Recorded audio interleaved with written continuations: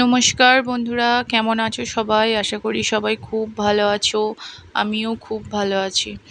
দেখো, গরম গরম পরোটা বানাচ্ছিলাম ডিনারের জন্য। তো পরোটা বানাতে বানাতেই তোমাদের সাথে ভিডিওটা শুরু করে দিলাম। আজকে ভাবলাম একটু অন্যরকম কিছু খাবো, তো সেই জন্য ভাবা আর কাজ একসাথেই।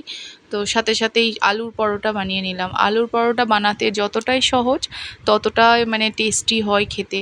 তো সেই জন্য বানালাম। পরের দিন আবার মহালয়া আছে, তো ভাবলাম একটু তাড়াতাড়ি চটজলদি কিছু বানাই, তাড়াতাড়ি যাতে হয়েও যাবে এবং তার ডিনারটাও তাড়াতাড়ি কমপ্লিট হয়ে যাবে। তো দেখো, আমরা খুব তাড়াতাড়ি আজকে ডিনার করতে বসেছি এই জন্যই, কারণ পরের দিন মহালয়ার জন্য ভোরবেলা উঠতে হবে। গরম গরম পরোটা, সাথে টমেটো সস আর একটু আচার বানিয়ে রেখেছিলাম, আমের আচার। এটা আমি ১ বছর আগেকার, একদম আম তেল টাইপের, আবার তেলও নয়, শুকনো শুকনো খুব সুন্দর জিনিস, যেটা পরোটার সাথে খাওয়া যাবে। দেখো, ঠিক এই জিনিসটার কথাই আমি বলছি। এটা আমি কাঁচা আম দিয়ে বানিয়ে রেখেছিলাম, তো এর সাথে পরোটা খেতে খুব ভালো লাগে। তো সেটা একটু নিলাম, আর সাথে একটু চিলি সসও নিয়েছিলাম, টেস্ট চেঞ্জ করে খাবো বলে। আর আমার হাজব্যান্ড কয়েকটা কাঁচা লঙ্কা নিয়েছিল। তো বেশ সুন্দর করে টেস্টি করে আজকে ডিনারটা সারলাম।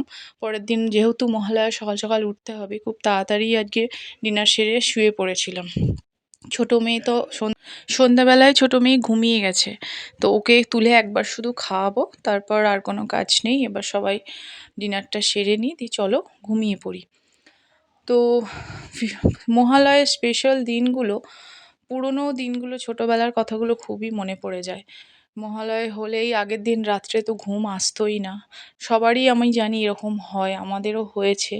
কিন্তু আমার মেয়েদের বা এই যে জেনারেশন চলছে, এদের এখন আর এসবের এক্সাইটমেন্ট অত নেই। কারণ এখন মহালয়াটাই তো সেইভাবে অত ভালো হয় না। আমরা এই জন্য ঠিক করেই রেখেছিলাম, আমরা টিভিতে মহালয়া দেখব না। আমরা যেগুলো আগেকার আমাদের সময়ে যে মহালয়াগুলো হতো সেগুলো দেখব। তো চলো দেখো, খুব ভোরবেলা, তখন ভোর 4টে বাজছে। আমরা মোবাইলে অ্যালার্ম দিয়ে রেখেছিলাম, তো 4টের সময় ঘুম থেকে উঠে পড়েছি। বাইরে জানলা দিয়ে দেখছো পুরো একদম অন্ধকার। তো উঠে প্রথমেই আমি চারিদিকে আমার ধূপ টুপ দিয়ে দিয়েছি, ঠাকুরের কাছে প্রদীপ জ্বেলে নিয়েছি। কাপড় ছেড়ে সমস্ত বাসি কাজ কমপ্লিট করে একদম ফ্রেশ হয়ে মহালয়ার জন্য বসে পড়েছি। এই যে মায়ের মুখটা দেখলেই যেন মন একটা অন্যরকম হয়ে যায়, মনে মনে হয় যে এবার একটা কিছু হতে চলেছে। একটা আনন্দ ভাব একবার শুরু হয়ে গেল, যে কিছু একটা আমাদের পৃথিবীতে এবার একটা সবসময় চারিদিক যেন একটা আনন্দের মহল তৈরি হয়ে গেল। ছোটোবেলাতেও ঠিক সেরকমই হতো। মহালয়া থেকেই মনে হতো যেন পুজো শুরু হয়ে গেছে। কবে ষষ্ঠী আসবে, কবে সপ্তমী আসবে, কী করব না করব, সব কিছু প্ল্যান এই মহালয়া থেকেই শুরু হয়ে যেত। সারা বছর অপেক্ষা করে থাকতাম কবে এই পুজোর দিনগুলো আসবে। এখন আর এত হয় না, কারণ এখন সংসারের অনেক কিছু ব্যস্ততার জন্য সেইভাবে হয় না। তাহলেও মা দুর্গার আসার একটা অন্যরকম অনুভূতি তো থেকেই থাকে। তো সেরকমভাবে আমরা মহালয়াটা বেশ এনজয় করেই দেখলাম। তখনও মহালয়া শেষ হয়ে যাওয়ার পরও তখনও দিনের আলো ফোটেনি। তো সেই জন্য আমরা আবার একটু চণ্ডীপাঠও বাড়িতে চলছিল, চণ্ডীপাঠও হচ্ছিল বাড়িতে। সেগুলোও একটু শুনে নিলাম ঘরের মধ্যে বসে বসেই সবাই মিলে। তো ছোটো মেয়ে তো ঘুম থেকে তখনও ওঠেনি, সেই জন্য এত সুন্দরভাবে দেখতে পেরেছি।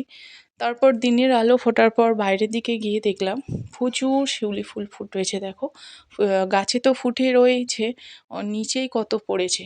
মানে মা আসার আগমন যেন একদম চারিদিক থেকে সবাই দিতে শুরু করে দিয়েছে। এত শিউলি ফুল দেখে মন তো আরও খুশিতে ভরে গেল। একটু পরে আমি ফুলগুলো তুলবো ঠাকুর পুজোর জন্য, আমার পুজোর জন্য লাগবে। রোজই আমি এটা করি, তো আজকে আরও অনেক বেশি যেহেতু হয়েছে, আরও বেশ ভালো, বেশ খুশি হচ্ছে মনটা। তো দেখো, বাইরের ওয়েদারটা দেখো, বেশ ভালোই ছিল মহালয়ার দিন ওয়েদারটা। চারিদিক একদম, তখনও ভালোভাবে তো খুব একটা সকাল হয়নি, সেই জন্য রোদটা খুব একটা দেখা যাচ্ছে না। বেশ হালকা একটা আবছা ওয়েদার দেখা যাচ্ছে। আর দূর থেকে দেখো, দূরে যে দেখছো কুয়াশা কুয়াশা একটা যেন ভাব। সামনে যে পুকুর দেখতে পাচ্ছ, পুকুর থেকে যত দূরে দেখা যাচ্ছে তত দূরে মনে হচ্ছে যেন একটা কুয়াশা ভাব। তো চলো, সব কাজকর্ম তো করতে হবে, আর সাথে তোমাদের সাথে একটা সুন্দর একটা পারফরমেন্স শেয়ার করছি। আগে তোমরা দেখে নাও, তারপর আসছি।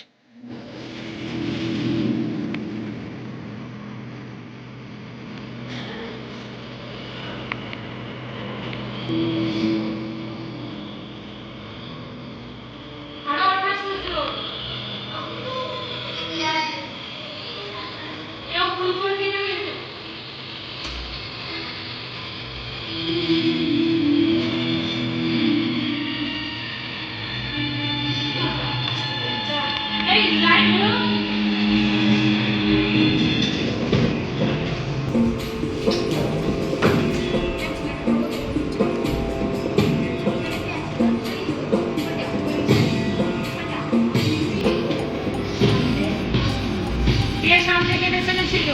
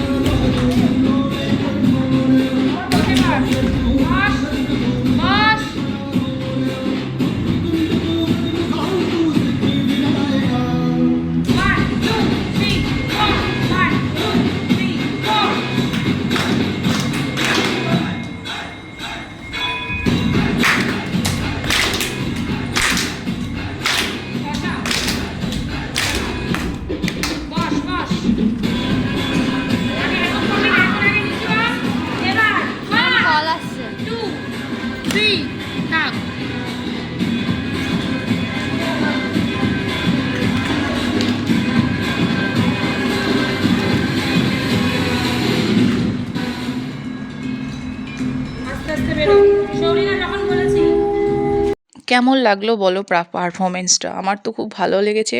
বুঝতেই পেরেছো নিশ্চয়ই যেটা আমার মেয়ের স্কুলের ডান্স পারফরমেন্স, যেটা তোমাদের আমি এর আগের ভিডিওতে বলেছি। সামনেই নবরাত্রি ফাংশন আসছে, দেখেছো তো কত সুন্দরভাবে ওরা মানে প্র্যাকটিস করেছে, বা এখনো পর্যন্ত কয়েকদিন বাকি রয়েছে, প্র্যাকটিস করবে। তো এই ঠিক এই জায়গাটাতেই ফাংশনটা হবে, এখানটা ভালো করে ডেকোরেশন হবে। এর আগের ডান্সটা ছিল গণেশ চতুর্থীর, এর পরেরটা যেটা, এটা হচ্ছে আমার মেয়ের ডান্স।